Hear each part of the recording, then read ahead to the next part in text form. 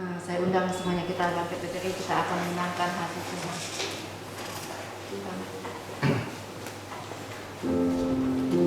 Terima kasih Tuhan.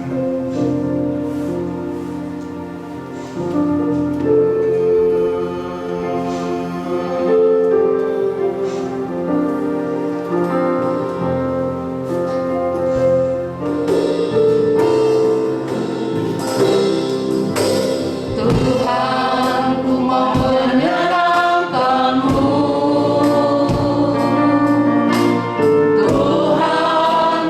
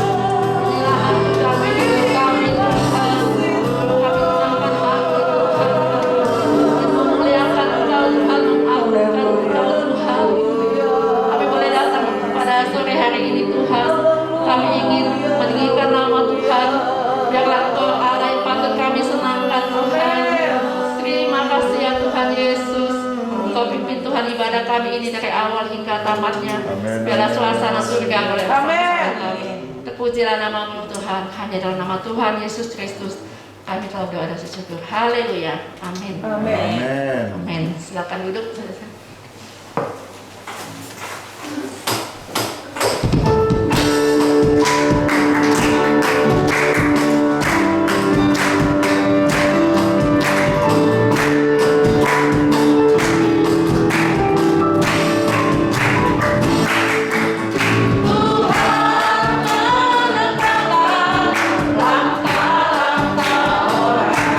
Yang hidupnya berkenan kembali.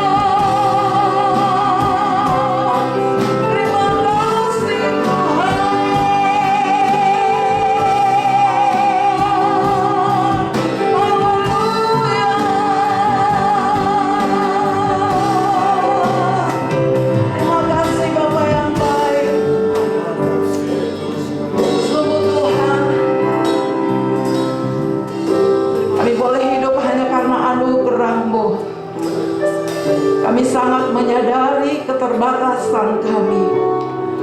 Tapi hari ini kami boleh berdiri, kami boleh ada dalam rumah Tuhan, hanya karena anugerah yang besar yang Tuhan kerjakan dalam hidup kami. Terima kasih untuk setiap pertolongan-Mu. Terima kasih untuk setiap pimpinan Tuhan dalam hidup kami. Mari Bapa, pada saat ini hati kami siap untuk mendengarkan kebenaran firman-Mu.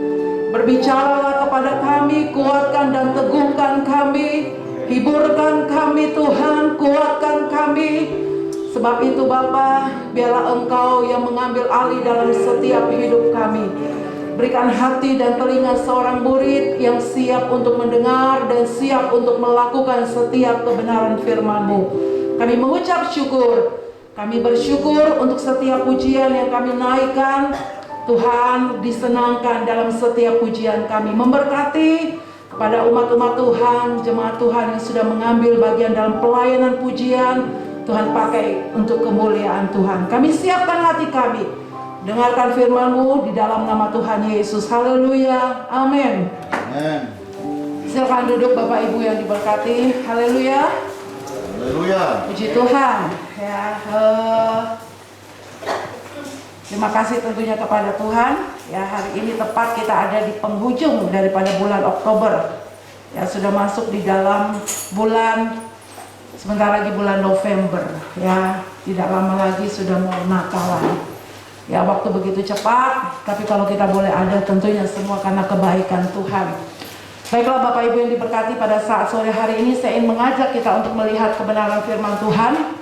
Ya, saya ingin memberikan satu tema, yaitu tentang puas di dalam Tuhan. Ya, kalau kita membaca satu ayat di dalam Filipi pasal yang keempat ayat yang ke-13, saya yakin sudah ayat yang tidak asing lagi bagi kita. Ya, yang seringkali kita mungkin sudah dengar hamba-hamba Tuhan membawakan ayat ini.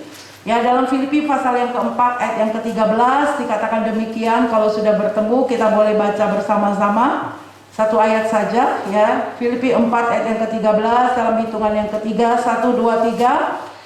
Segala perkara dapat kutanggung di dalam Dia yang memberi kekuatan kepadaku. Puji Tuhan.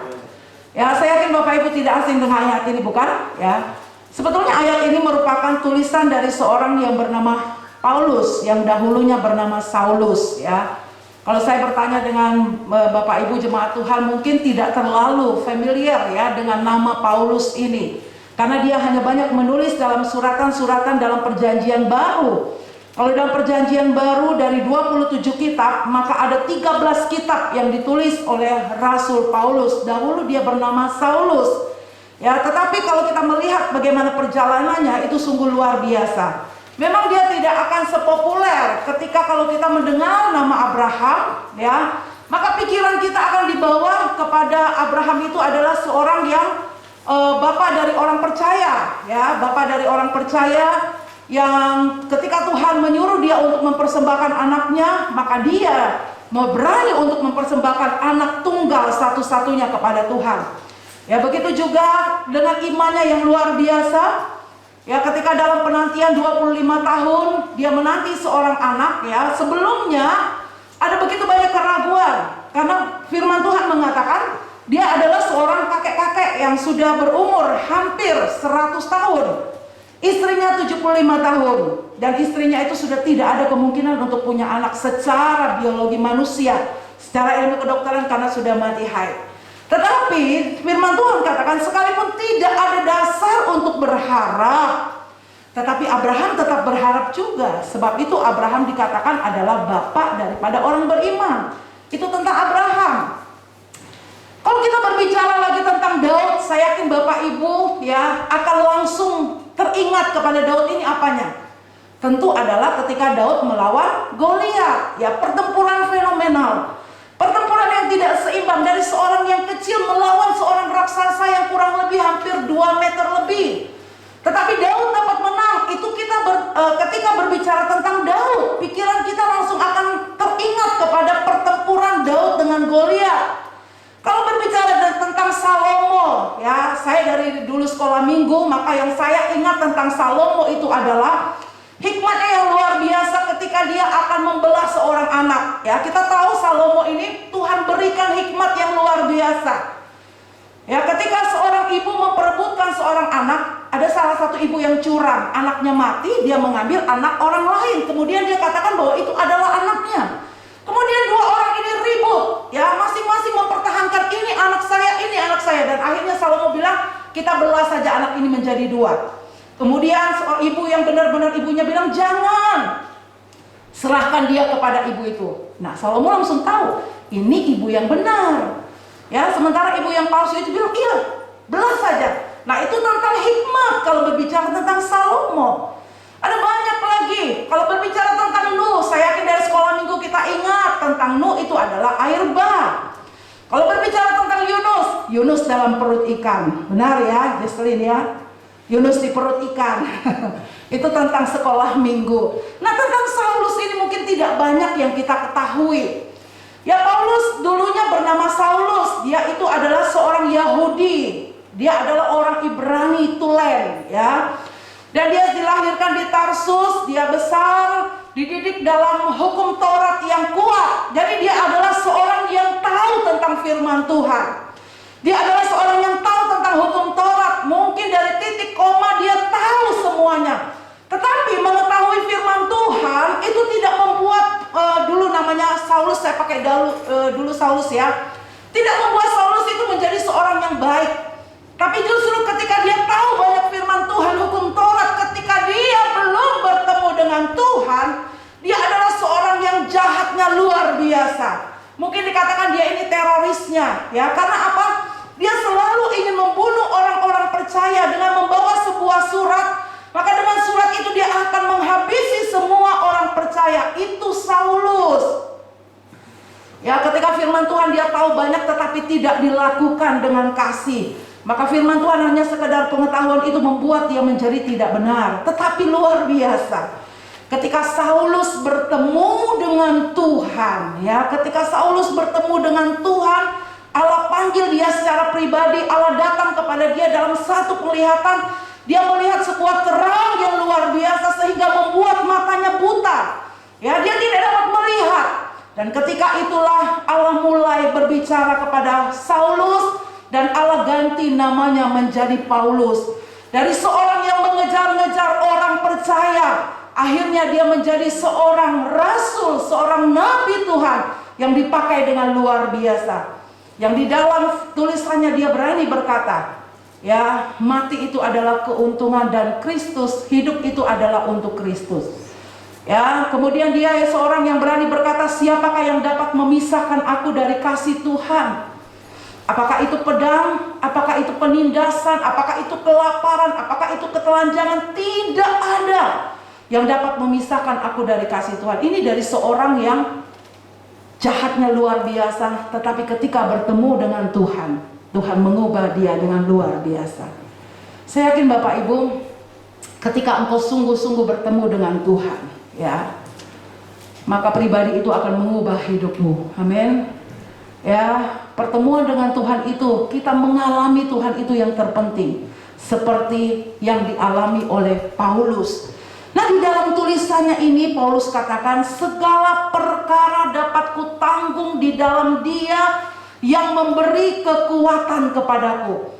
Ayat ini sebetulnya adalah khususnya suratan Filipi ini adalah suratan yang Paulus tulis ketika dia ada di dalam penjara, ya, ketika dia sedang dalam terbelenggu. Tetapi ketika di dalam penjara pun Rasul Paulus tidak menjadi kecewa dan tidak menjadi marah, tetapi suratan ini adalah suratan sukacita. Jadi Rasul Paulus ketika dalam keadaan yang tidak baik pun dia tetap dapat bersukacita. Sehingga dia menulis suratan ini kepada orang-orang percaya yang ada di kota Filipi. Ya, dia katakan segala perkara dapat kutanggung di dalam Dia. Dan ini sebetulnya adalah ucapan terima kasih dari Rasul Paulus kepada jemaat yang ada di Filipi. Ya, ternyata jemaat di Filipi adalah jemaat yang tahu berkorban. Ya, Bapak Ibu, jemaat di Filipi ini adalah jemaat yang tahu tentang pekerjaan Tuhan. Mereka bukan orang yang kaya, mereka bukan orang yang punya segalanya, tetapi firman Tuhan katakan dalam kesusahan mereka, mereka tetap dapat memberi untuk pekerjaan Tuhan, terutama kepada Paulus. Sehingga kalau Bapak Ibu baca di dalam Filipi pasal yang keempat, di dalam perikopnya yang di atas itu, Bapak Ibu temukan terima kasih atas pemberian jemaat. Jadi ini merupakan bagian dari Paulus, suratnya yang menyatakan terima kasihnya kepada jemaat. Dan dia tulislah ayat ini, ya, dia katakan segala perkara dapat kutanggung di dalam Dia yang memberi kekuatan kepadaku. Kalau di dalam bahasa Indonesia masa kini, ya, saya bawa handphone Bapak Ibu, bukan untuk melihat yang lain, tetapi saya ingin mengajak kita untuk melihat, ya, di dalam terjemahan yang lain. Di dalam Filipi pasal yang keempat ayat yang ke-13, kalau di dalam bahasa Indonesia masa kini, ya, BIMK, dikatakan demikian bunyinya. Dengan kuasa yang diberikan Kristus kepada saya mempunyai kekuatan untuk menghadapi segala rupa keadaan. Ya. Jadi dalam terjemahan lain, dalam segala rupa keadaan, dalam segala keadaan. Nah, sekarang yang menjadi pertanyaan, keadaan yang bagaimana yang Paulus katakan aku dapat cakap menanggungnya. Mari kita melihat di dalam ayatnya yang ke-12. Dalam ayat yang ke-12 dikatakan demikian, ya. Saya baca mulai dari ayat yang ke-12 saja. Aku tahu apa itu kekurangan dan aku tahu apa itu kelimpahan. Dalam segala hal, dalam segala perkara tidak ada sesuatu yang merupakan rahasia bagiku, baik dalam hal kenyang maupun dalam hal kelaparan, baik dalam hal kelimpahan maupun dalam hal kekurangan. Jadi yang dimaksud oleh Rasul Paulus bahwa dia cakap, dia dapat menanggung segala keadaan, segala rupa keadaan. Keadaan yang bagaimana? Rasul Paulus katakan keadaan yang dapat dia tanggung itu adalah dikatakan ketika dia kekurangan, ketika dia kelimpahan. Ya, dalam terjemahan lain dikatakan, ya, ketika dia susah, ketika dia senang, ketika dia miskin, ketika dia kaya, ketika dia sakit, ketika dia sehat, ketika dia makmur, ketika dia tidak punya apa-apa. Jadi Paulus katakan segala perkara itu dapat dia tanggung. Mau susah, mau senang, mau sedih, mau gembira, mau tidak punya apa-apa, mau memiliki apa-apa, maka Paulus katakan itu semua dapat kutanggung di dalam Dia. Bapak Ibu, tidak mudah, ya, ketika kita dalam keadaan yang susah. Ada begitu banyak dalam pelayanan yang kami lihat, ketika susah ada begitu banyak orang yang meninggalkan Tuhan, ya, menjual imannya dan berpaling kepada yang lain. Itu dalam keadaan susah. Tetapi ada juga yang tetap bertahan. Tetapi dalam kemewahan pun, dalam diberkati pun, ada begitu banyak orang yang tidak cakap menanggungnya. Ketika mereka diberikan berkat oleh Tuhan, ketika mereka diberikan kekayaan oleh Tuhan, maka ada orang-orang juga yang tidak cakap menanggungnya. Tidak seperti Paulus katakan aku dapat tanggung itu. Tetapi justru dalam segala kelimpahan yang mereka miliki, mereka juga lupa kepada Tuhan. Sudah diberkati, lupa untuk beribadah. Setelah diberkati, lupa kepada Tuhan. Dulunya kalau tidak punya apa-apa, selalu rajin. Tetapi ketika diberkati juga bisa lupa kepada Tuhan. Tetapi berbeda dengan Paulus, dia katakan, ya, segala perkara dapat kutanggung. Mau aku susah, mau aku senang, mau aku ada, mau aku tidak ada, mau aku sakit, mau aku tidak sakit, ya, aku dapat tanggung di dalam Dia yang memberi kekuatan kepadaku. Saya rindu kita belajar seperti Rasul Paulus, ya. Dalam segala perkara aku dapat tanggung di dalam Dia. Ada banyak contoh ketika mereka diberkati, mereka lupa kepada Tuhan. Salomo ketika diberkati dengan luar biasa, pada masa tuanya, ya, dia adalah seorang raja yang sangat besar. Dikatakan segala perabot-perabotnya pun terbuat dari emas. Tetapi ketika dalam masa tuanya, ketika istrinya yang banyak itu mencondongkan hatinya kepada Allah-Allah lain, Salomo mulai menyimpang. Itu pada masa dia diberkati. Sehingga dalam kitab Pengkhotbah dia katakan sia-sia. Segala kekayaan itu sia-sia, segala hikmat itu sia-sia. Mengapa? Karena dia sudah meninggalkan Tuhan. Di luar Tuhan segala yang kita miliki itu tidak ada artinya. Ya, Salomo katakan sia-sia dalam kitab Pengkhotbah. Begitu juga dengan Uzia. Ketika dia dalam susah, Allah berkati dia, Allah tolong dia dalam setiap peperangan yang dia alami. Tetapi ketika dia sudah menjadi seorang raja yang besar, dikatakan dia adalah seorang raja yang kuat, dia lupa kepada tangan Tuhan yang sudah menolong dia. Ya, itulah ketika sudah diberkati, ada begitu banyak orang pun lupa kepada Tuhan. Saya berdoa kepada kita, ya, untuk kita semua jemaat Tuhan, dalam segala rupa keadaan, mau ketika kita diberkati, mau ketika kita belum diberkati, mau ketika kita punya uang, kita tidak punya uang, kita susah, kita senang, mari kita tetap setia kepada Tuhan. Amin. Seperti Rasul Paulus. Nah, sekarang mari kita melihat lebih jauh. Ya, saya ingat satu ayat di dalam Amsal. Ya, coba kalau kita membaca Amsal 30. Ini ayatnya, ini juga ditulis oleh Salomo, ya. Amsal pasalnya yang ke-30, dia katakan demikian. Amsal 30 ayat 8 dan 9. Sampai dia menulis demikian, ya.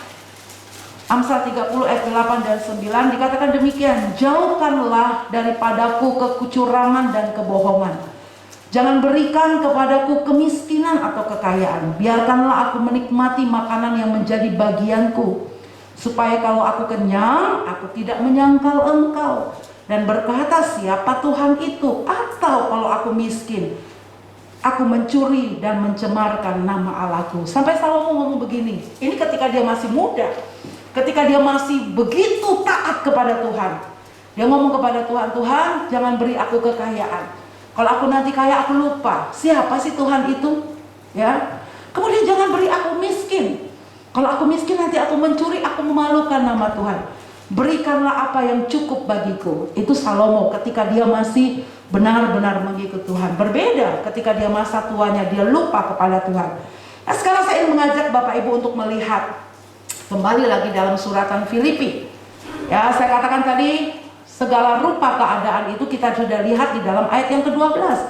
Sekarang bagaimana Paulus dapat cakap menanggung rupa keadaan itu? Mari kita membaca.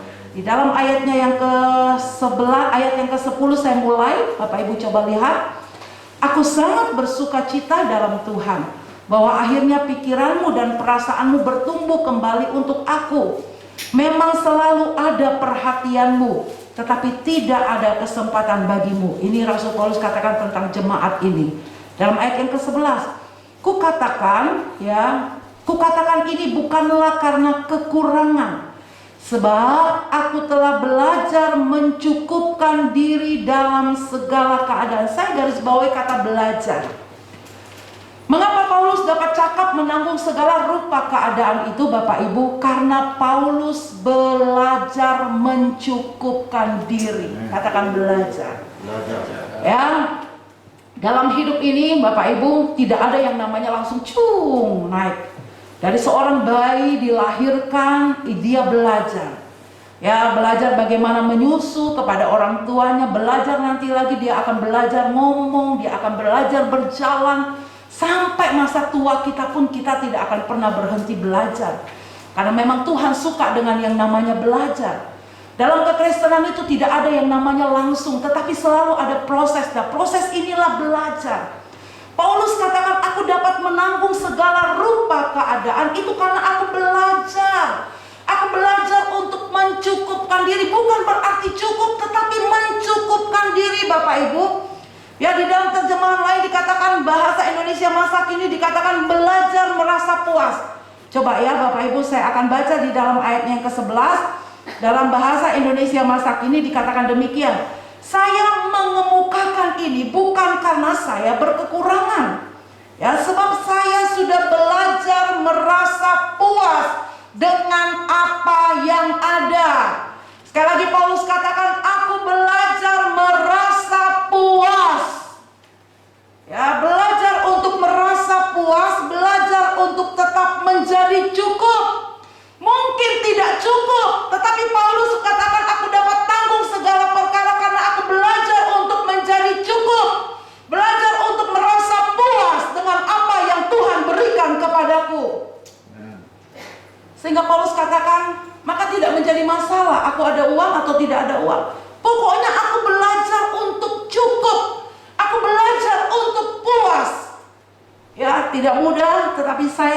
rindu kita semua belajar. Saya juga belajar. Ya Bapak Ibu, belajar untuk menjadi cukup, belajar untuk tetap puas, belajar untuk mencukupkan diri. Segala sesuatu saya katakan bahwa Tuhan suka dengan yang namanya belajar. Kalau dalam Yohanes Tuhan katakan kepada keluarga Maria, Marta dan Lazarus, ketika Lazarus mati sudah ada di dalam kubur, Tuhan sengaja tidak datang ke situ sampai akhirnya dikubur dan sudah 4 hari dalam kubur, sudah berbau. Ketika Tuhan katakan mari tunjukkan kuburannya kepadaku, mereka katakan jangan Tuhan, sudah berbau, sudah 4 hari dalam kubur.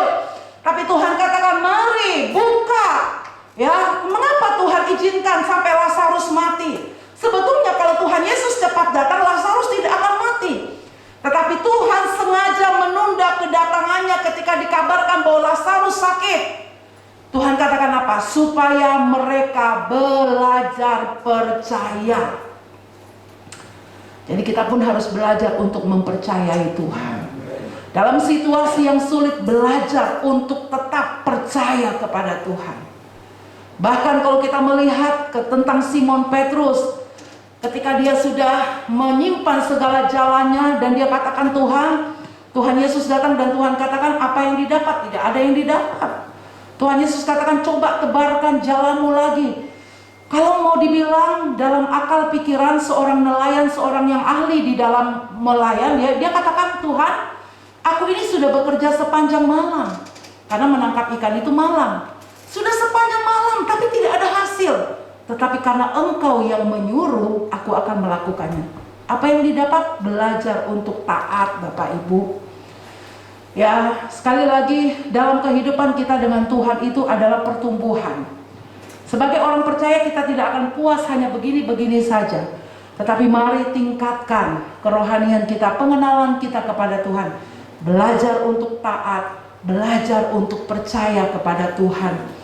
Bahkan belajar untuk mengandalkan Dia. Ya, ada banyak hal kalau dengan kekuatan kita, dengan kemampuan kita, siapa kita ini? Ada yang di sini bisa merasa bangga dengan kekuatanmu, merasa bangga dengan apa yang ada padamu, merasa bangga dengan kepintaranmu.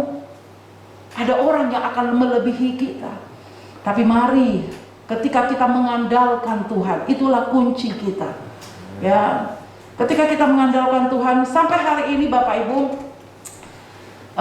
ketika berbicara tentang anak kami yang pertama, ya dia ada di Jakarta untuk melamar pekerjaan, dia selalu ngomong, waduh rasanya sudah banyak sekali ya. Yang dites lah segala macam ya, ini anak-anak muda ya, Tante harap kalian akan mengalami Tuhan yang luar biasa itu. Ya udah dites sampai akhirnya bosen kadang ya, cari pekerjaan kok udah dapat. Kalau mau dibilang ada orang yang ngomong, ada orang dalam nggak? Ya, ada orang dalam nggak? Kita perlu orang dalam sekarang. Kami ngomong kami hamba Tuhan, tidak ada orang dalam. Orang dalam yang mana kami tidak ada kenal. Tetapi yang kita punya itu adalah Tuhan. Amin. Saya selalu katakan kepada dia, andalkan Tuhan. Kita tidak punya apa-apa. Dia terbatas mungkin. Nah besok ya mau dites, mau wawancara pakai bahasa Inggris. Dia ngomong, ma besok ada wawancara pakai bahasa Inggris, kamu bisa? Saya bilang, bisa lah. Ya selalu ngomong bisa lah gitu ya. Ya sudah, berdoa saja. Ya, kan hidup kita di tangan Tuhan, mengandalkan Tuhan. Ya, sebab itu saya katakan andalkan Tuhan, belajar untuk mengandalkan Tuhan. Anak-anak muda, andalkan Tuhan. Ya, tidak ada yang dapat kita andalkan selain Dia yang luar biasa. Nah, saya ingin kembali lagi dalam pokok kita tadi, ya, belajar mencukupkan diri. Kalau kita dari kalimatnya belajar untuk merasa cukup, itu artinya belum cukup. Ya, manusia ini tidak ada yang namanya puas, benar? Manusia itu susah untuk puas, Bapak Ibu. Ya, sudah punya ini, dulunya Tuhan kalau saya punya ini cukuplah. Tapi setelah mungkin sudah punya ini, saya pengen yang itu. Ya, jadi manusia itu susah untuk merasa cukup. Selalu rasanya kurang. Sebab itu kalau kita membaca, ya, mengapa Tuhan katakan kita harus belajar untuk merasa puas, belajar untuk merasa cukup? Karena kalau kita tidak puas, ya, kita tidak merasa cukup, maka akan menimbulkan banyak masalah, tentunya dosa. Kalau kita membaca di dalam Pengkhotbah 5, coba Bapak Ibu saya katakan Pengkhotbah ini adalah tulisan daripada Salomo ya, Pengkhotbah pasalnya yang kelima. Pengkhotbah pasalnya yang kelima, ayatnya yang ke-9 dan ayat yang ke-10, dia katakan demikian. Siapa mencintai uang tidak akan puas dengan uang, dan siapa yang mencintai kekayaan tidak akan puas dengan penghasilan, ini pun sia-sia. Ya, dengan bertambahnya harta, bertambah pula orang-orang yang menghabiskannya. Dan apakah keuntungan pemiliknya? Apakah keuntungan pemiliknya selain daripada melihatnya? Ini Salomo katakan. Ya, orang yang mencintai uang tidak akan puas dengan uang, mengejar uang terus. Ya, kalau bisa Tuhan itu nomor yang sekian lah. Pokoknya Tuhan, aku mau cari duit dulu. Boleh Bapak Ibu, kita memang perlu uang. Siapa bilang kita tidak perlu uang? Kita perlu uang untuk hidup, kita perlu uang untuk makan. Tapi uang bukan segala-galanya dalam hidup kita. Ketika engkau menjadikan uang segala-galanya sampai engkau melupakan Tuhan, ya, Tuhan sekali hembus Bapak Ibu, itu habis semua. Ya, firman Tuhan katakan uang itu seperti punya sayap, sebentar ada dengan kita, sebentar udah dengan orang lain. Kalau kita selalu mencintai uang dan mengejar uang saja, karena akar dari segala kejahatan itu cinta uang. Kita perlu uang benar Bapak Ibu. Saya tidak katakan saya tidak perlu uang, Bapak Ibu tidak perlu uang, perlu uang. Segala sesuatu tanpa uang kita tidak bisa bergerak, tetapi uang bukan segala-galanya sampai engkau melupakan Tuhan. Utamakan Tuhan di atas segala-galanya. Ketika engkau berani mengutamakan Tuhan di atas segala-galanya, firman Tuhan katakan Dia yang akan mencukupkan segala keperluanmu dengan cara yang luar biasa, jauh daripada apa yang dapat kita pikirkan, benar? Katakan kalau orang yang mencintai uang, kalau kita membaca di dalam 1 Timotius 6 ayat yang ke-10, ya. Ini berbicara tentang mengapa kalau orang tidak merasa puas. Ini yang firman Tuhan katakan. Dalam 1 Timotius 6 ayat yang ke-10, boleh ditampilkan? Ya. 1 Timotius 6 ayat yang ke-10 dikatakan demikian. Karena akar segala kejahatan ialah cinta uang, sebab oleh memburu uanglah beberapa orang menyimpang dari iman dan menyiksa dirinya dengan berbagai-bagai duka. Sekali lagi, akar segala kejahatan cinta uang. Kita perlu uang, tetapi kita tidak mencintai uang dan mendewakan uang di atas Tuhan. Ya, ketika kita sangat mencintai uang, memburu uang sampai kita lupa kepada Tuhan, itulah yang akan menjadi penyebab kita jatuh ke dalam dosa. Ada begitu banyak orang yang berbuat dosa karena tidak pernah merasa puas. Kalau kita lihat ya di dalam negara kita ini, dalam lama-lama apakah kurang cukup kekayaan yang dimiliki oleh pejabat-pejabat negara kita? Cukup bukan sebetulnya? Mereka digaji dengan besar, dengan segala fasilitas yang ada. Tapi heran, ya selalu saja ada korupsi. Selalu saja ingin lebih. Karena apa? Tidak puas. Inilah akar kejahatan. Tidak puas. Ya, ketika orang merasa tidak puas, maka itu akan menimbulkan banyak masalah. Saya ada beberapa contoh di sini. Ya, kalau kita membaca tentang seorang yang bernama Nabot, coba kita membuka dalam kitab 1 Raja-Raja pasalnya yang ke-21. Bapak Ibu nanti melihat ini ada seorang yang bernama Nabot. Nabot ini sebetulnya adalah seorang yang raja, ya. 1 Raja-Raja pasalnya yang ke-21. Ahab maksud saya. Nabot ini yang mempunyai kebun anggur. Ya, kalau kita membaca dalam 1 Raja-Raja pasal 21 ayat yang ke-19 dikatakan demikian. Katakanlah kepadanya demikian, beginilah firman Tuhan, engkau telah, ini firman Tuhan yang datang kepada Ahab. Katakanlah kepadanya demikian, beginilah firman Tuhan, engkau telah membunuh serta merampas juga. Katakanlah pula kepadanya, beginilah firman Tuhan, di tempat anjing telah menjilat darah Nabot, di situ jugalah anjing akan menjilat darahmu. Bapak Ibu, ini ceritanya kalau kita membaca di dalam pasal yang ke-21, maka kita akan menemukan ini istri yang benar-benar jahat nih ya. Istri itu sebetulnya harus menjadi penolong bagi suami. Ketika suami menyimpang, kadang-kadang suami itu bisa menyimpang, bisa salah. Ya, maka kita sebagai istri sebetulnya sebagai penolong ya tentu kita harus kembali. Ya, mungkin dengan cara kita lah ya. untuk kembali mengingatkan. Tetapi berbeda dengan yang namanya si Isabel. Ini ceritanya menarik ya. Ada seorang raja bernama Ahab. Raja ini sebetulnya namanya raja kan kaya. Dia punya segalanya. Dia punya kebun anggur, tetapi dia tuh tidak puas. Sehingga ketika dia melihat kebun anggur Nabot ini, sebetulnya Nabot ini adalah orang yang biasa. Dia punya kebun anggur, itu adalah tanah warisan. Kebun anggur dia itu dekat istana. Sehingga ketika si Ahab ini melihat kebun anggurnya Nabot ini, dia pengen kebun anggurnya si Nabot. Maka dia ngomong, juallah kebun anggurmu untuk saya. Karena itu adalah warisan, maka Nabot tidak mau jual kebun anggur itu.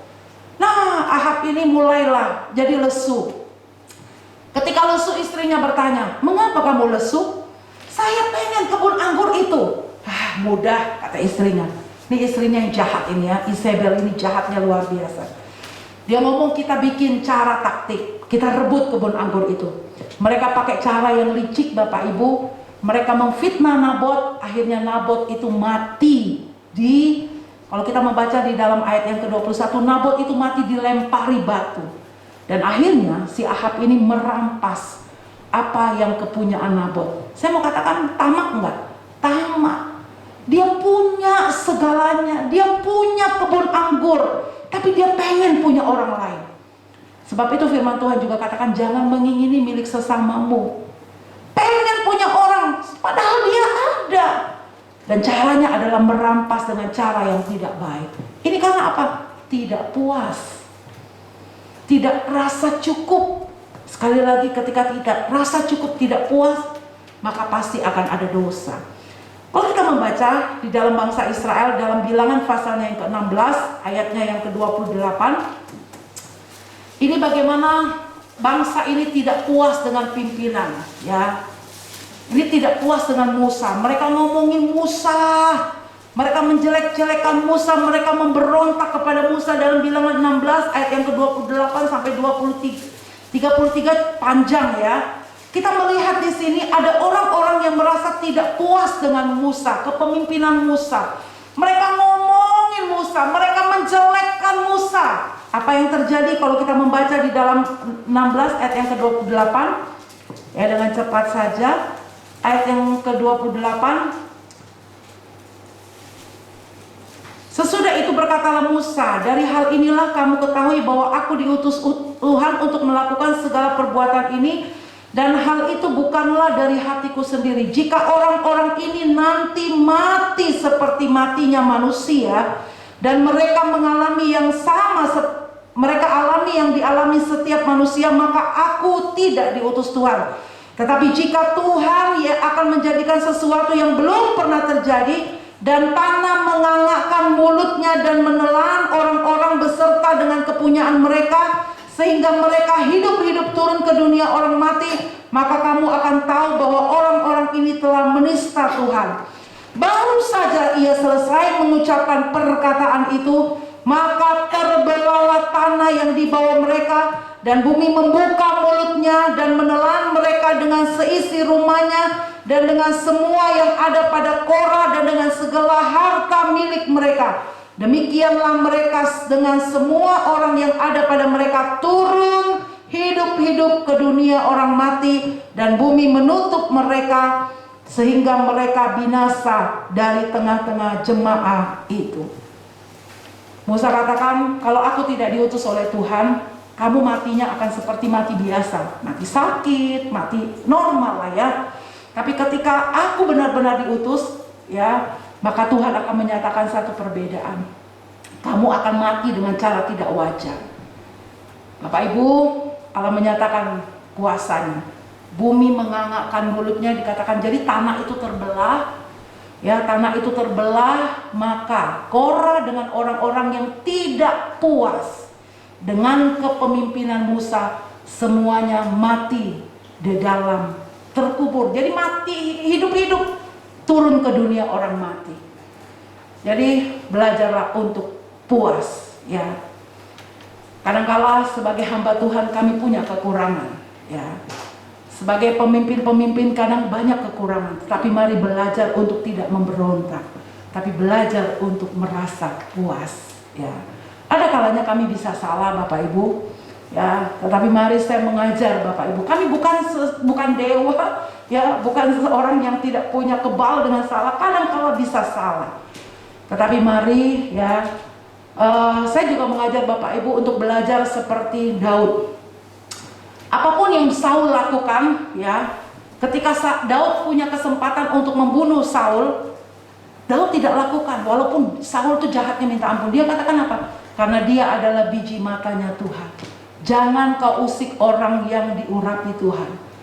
Jadi mari Bapak Ibu belajar untuk menghormati pemimpin kita. Ya, belajar untuk puas, belajar untuk tidak memberontak. Ya, karena mereka adalah orang-orang yang Tuhan pilih. Amin. Ya, mungkin firman Tuhan cukup keras, tetapi biarlah mengajar saya. Saya juga punya pimpinan, kami punya pimpinan. Kami juga harus tunduk kepada pemimpin kami. Bapak Ibu dalam rumah tangga, suami adalah pemimpin kita. Ya, orang tua adalah pemimpin kita, anak-anak kita harus tunduk. Di sekolah ada pemimpin kita. Jangan memberontak, tetapi belajarlah untuk puas. Orang yang tidak puas seperti bangsa Israel tadi, Korah, Datan dan Abihu mati. Ya, mati karena tidak puas dan memberontak. Bangsa Israel harus mati semua di padang gurun karena apa? Tidak puas, selalu bersungut-sungut. Orang yang tidak puas itu keluarnya apa? Sungut-sungut, pasti ngoceh. Ada saja yang dingocehin kalau rasa tidak puas. Inilah, itulah, itu orang yang tidak puas. Ketika bangsa Israel mereka dipimpin keluar dari tanah Mesir, sebetulnya Allah cukupkan mereka itu luar biasa, benar? Siang hari ada tiang awan, tidak kepanasan. Semalam hari ada tiang api yang menerangi jalan mereka. Makan tidak perlu kerja. Pagi-pagi bangun, ada mana tersedia, tinggal pungut, tinggal makan. Mereka minta daging, Tuhan beri daging. Pakaian mereka tidak pernah rusak. 40 tahun kasut mereka tidak pernah rusak. Apa yang tidak Allah perhatikan? Semua Tuhan perhatikan. Tapi masih rasa tidak puas, masih pengen yang lain. Sampai akhirnya mereka mati semua di padang gurun. Karena apa? Persungutan. Kita mungkin berpikir persungutan itu biasa, tapi bagi Tuhan persungutan itu artinya melawan Tuhan. Ya, artinya kita protes kepada Tuhan. Bisa tidak Tuhan itu jadi Tuhan? Itu adalah persungutan. Kalau kita bersungut-sungut itu artinya kita melawan Tuhan. Marilah belajar untuk bersyukur dengan apa yang Tuhan percayakan kepada kita. Dan itu adalah kunci bagaimana Tuhan menyatakan berkat-Nya. Saya ingin tutup dengan satu ilustrasi. Mungkin saya pernah bawa. Bapak Ibu ingat cerita tentang burung gagak? Ya. Burung gagak ini warnanya apa Bapak Ibu? Hitam. Satu waktu burung gagak ini terbang. Ya, dia terbang dengan bulunya yang hitam. Dia terbang, dia lihat angsa. Ya. Dia lihat angsa itu warnanya putih, benar? Putih bersih. Maka dia menghampiri angsa. Dia katakan, waduh angsa, bagus sekali warnamu ya. Warnaku aku nih hitam. Angsa itu putih, bagusnya warna kau putih. Aku nih hitam, ya. Kira-kira tidak puas dia. Kemudian si angsa ngomong, aku putih, tidak terlalu bagus. Ada burung kakak tua lebih bagus warnanya. Ada 3 warna. Ya, warna-warnanya bagus. Wah, si gagak ini terbang cari burung kakak tua. Sampai dia ketemu dengan burung kakak tua. Hei kakak tua, ini kira-kira ngomongannya ya Bapak Ibu ya.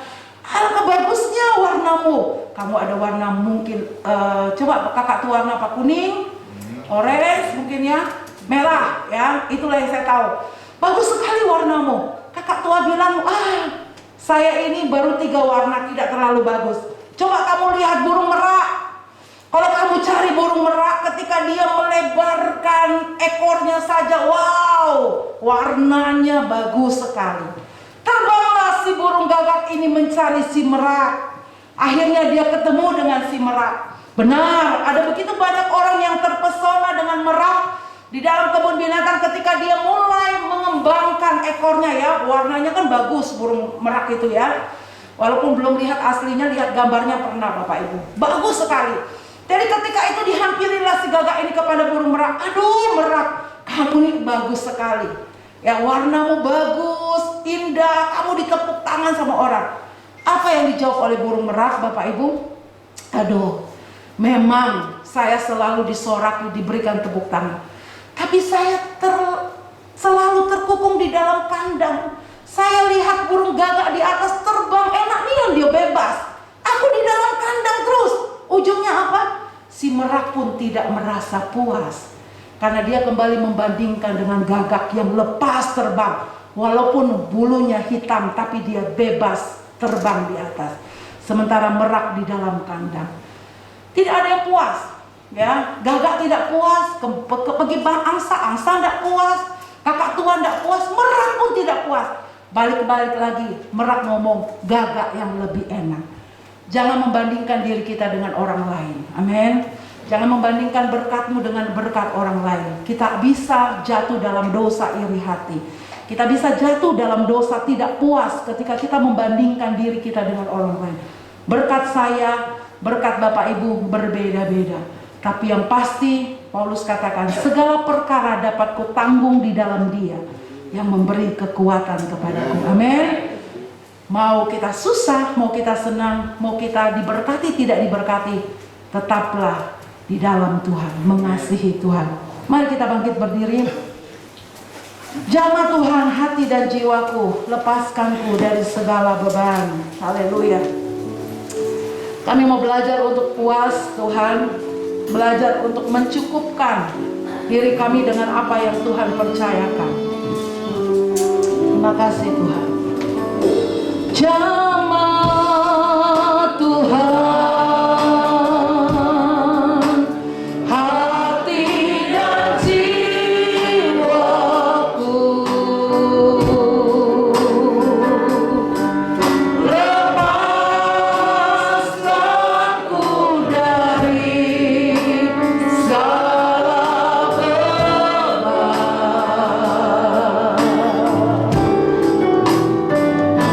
Ku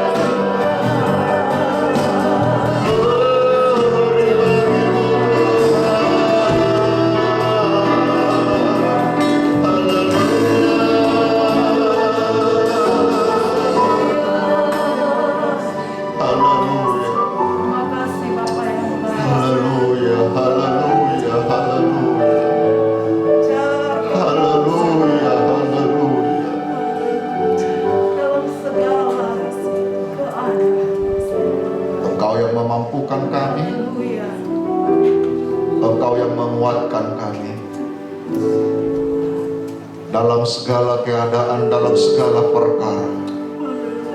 Kami cakap, kami sanggup menanggung segala sesuatunya Tuhan. Mungkin dalam kekurangan, tetapi kami sanggup menanggung keadaan itu. Bahkan mungkin di dalam keadaan sakit, kami sanggup menanggung keadaan itu Tuhan. Terlebih lagi ketika Tuhan memberkati kami, kami pasti sanggup menanggung segala sesuatunya. Kami tidak berubah setia, kami tetap mengasihi Engkau, kami tetap cinta Engkau Tuhan, kami tetap belajar untuk taat kepadamu. Meteraikan kebenaran firman-Mu Tuhan, hamba-Mu berdoa untuk setiap umat-umat-Mu. Engkau mengenal dan tahu apa yang sedang kekasih-kekasih kami alami, anak-anak kami alami.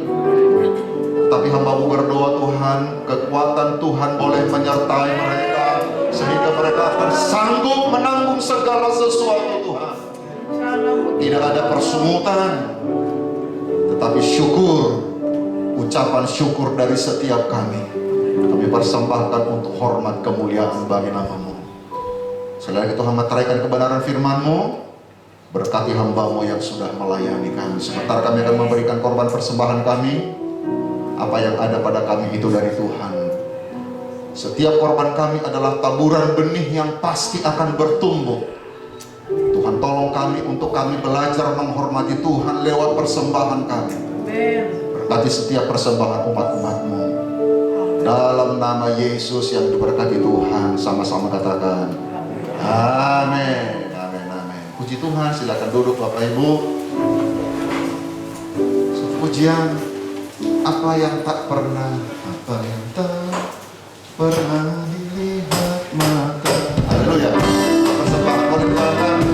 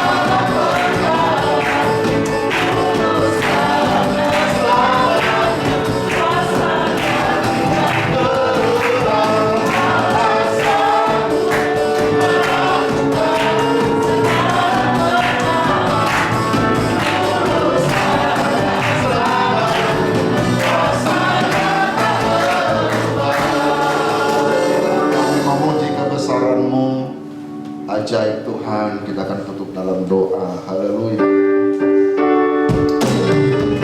Segala pujian, hormat, kemuliaan bagi-Mu Tuhan. Haleluya. Kami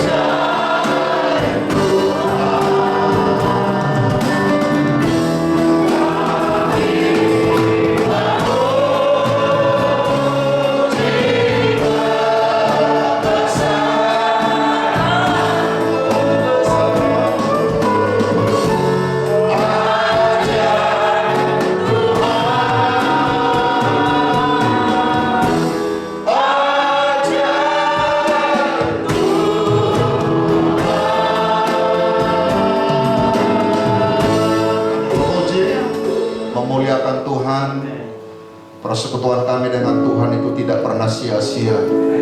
Kau mengerjakan hal yang besar dalam hidup kami Tuhan. Amin. Firman-Mu mengubahkan kami, menguatkan kami, bahkan memberikan kemampuan untuk kami melangkah sepanjang minggu ini. Hamba-Mu berdoa Tuhan, berkati semua aktivitas jemaat-Mu.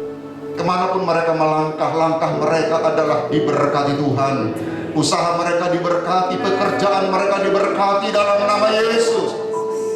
Bahkan perjalanan keluar masuk dari rumah diberkati dan dipelihara, dilindungi oleh Tuhan. Bahkan semua anak-anak kami di dalam pendidikan mereka, dalam pertumbuhan mereka, semua juga mereka diberkati oleh Tuhan. Biarlah semua anak-anak kami, mulai dari tingkat yang terkecil, TK, SD, SMP, dalam pertumbuhan, di dalam perlindungan Tuhan, SMA, yang kuliah, semuanya Tuhan, hikmat itu datang dari Engkau. Yang mencari pekerjaan, Tuhan, Engkau buka jalan dalam nama Yesus. Tidak ada perkara yang mustahil bagi Engkau. Engkau sanggup melakukan jauh daripada apa yang dapat kami pikirkan, Tuhan. Terima kasih Bapa yang baik. Segala pujian dan hormat bagi nama-Mu. Dan di persekutuan kami, hamba-Mu berdoa untuk semua jemaat Tuhan yang sepanjang bulan Oktober ini berulang tahun. Tuhan, biarlah dengan umur yang Tuhan berikan, kami boleh pakai untuk kami tambah setia kepada-Mu, mengasihi Engkau Tuhan. Secara khusus pada hari ini untuk Ibu Vina yang berulang tahun, biarlah Tuhan dengan umur yang Tuhan berikan, Ibu kekasih kami ini boleh semakin mengandalkan Tuhan. Bahkan keluarga bersama dengan suami dan anak-anak semakin bergantung dan berharap kepada Tuhan. Terima kasih Bapak yang baik. Kami juga berdoa untuk anak dari Ibu Willy yang kurang sehat. Tuhan, Engkau adalah tabib kami, Engkau adalah dokter. Sebabnya dari tempat ini kami berdoa dalam nama Yesus, jamah anak ini Tuhan. Bagian yang kurang sehat, Tuhan akan pulihkan. Dia boleh beraktivitas dan sehat dengan tidak kurang sesuatu apapun. Berkati setiap anak-anak-Mu yang sudah terlibat dalam pelayanan, sekecil dan sederhana apapun pelayanan kami. Kami yakin itu sesuatu yang indah di hadapan Tuhan. Dan Bapa yang baik, semua korban syukur yang sudah kami berikan, Engkau tidak pernah berhutang, Engkau pasti memberkati kami. Dan kami yakin minggu ini adalah minggu yang penuh keberkatan bagi kami. Kalau kami akan pulang, Tuhan menyertai kami, lindungi, tutup bungkus kami dengan kuasa darah-Mu, mempertemukan kami kembali minggu depan dalam ibadah perjamuan kudus di tempat ini. Kami boleh sama-sama kembali memuji, memuliakan Engkau. Kami bersyukur, kami akhiri persekutuan kami. Mari jemaat yang diberkati Tuhan, kita akan terima berkat dari Tuhan. Dan sekarang saudaraku, terimalah berkat daripada Allah Bapa, kasih sayang daripada Tuhan kita Yesus Kristus, persekutuan Allah Roh Kudus tinggal menyertai kita dari saat ini sampai selama-lamanya, dalam nama Yesus yang diberkati Tuhan. Sama-sama katakan amin.